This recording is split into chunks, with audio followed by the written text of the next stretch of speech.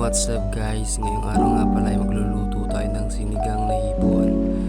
At ito ang ating mga ingredients mga pa. Meron tayong sibuyas, siling green, tatlong kamatis, at meron din tayong mga kangkong par. Yan, medyo lumalabo camera. Tapos may sigarilyas at ito ang ating mga pampalasa. Nor sinigang, tsaka magic sarap. At syempre mga par, di mawawala ang ating hipon. Ayan, malang hipon mga par, kaya ganyan lang karami. Ang una dyang gagawin ko guys ay syempre hiwain natin ng mga ibang sangkap. Yan, ang siling green, sibuyas, tsaka kamatis. Hiwain natin yung mga par. Ganyan lang kalalaki sa akin par, pero depende na sa inyo kung gaano kalalaki ang hiwa nyo. Pero sa akin mga par, ganyan lang katamtaman. Yan par, ang ating kamatis. Ang ganda ng kamatis par, ang ganda ng kulay. Yan. Para bang niwa ko yan dyan guys, naka-ready na yung tubig na paglalagyan ko yan. So yan na yung mga par, naka-ready na ang ating tubig. Nilalagay ko ng sibuyas at saka yung kamatis.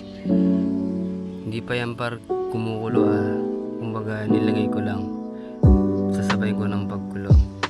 Yan mga par, pagkakulo nun par ay lalagay na natin ang ating hipon.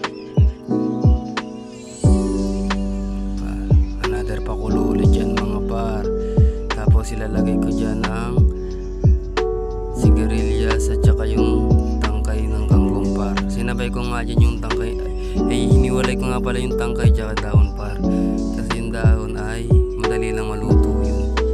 Kaya pag sinabay ko yan dyan par, mawawala lang yung par, parang mapipino yun. So yun par, nilagay ko na yung magic sarap at yung nor sinigang mix. Yan par, ang bango na yun sa part na yan par, nakakagutom na dyan.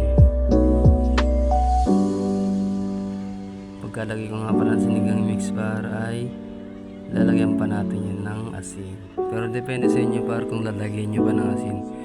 Pero para sa akin kasi ay the best pag may asin par mas lumalasa siya. Yan par. Tapos pagkatapos natin ilagay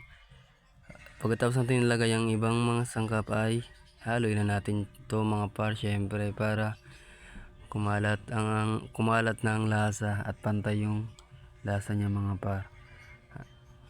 At pagka tapos nun mga par ay ito na ang ating huling ilalagay, ang dahon ng kangkong. Yan par, pagkalagay ko nga pala yung dyan par ay luto na yan na sinigang natin par, kasi mabilis lang naman maluto yung kangkong kaya kahit luto na siya par, saka mo siya ilagay. So yun mga par, after 10 to 15 minutes ay meron na tayong sinigang na hipon. Yan par, ready to eat na yan mga par. Sobrang bango nyan. Salamat guys.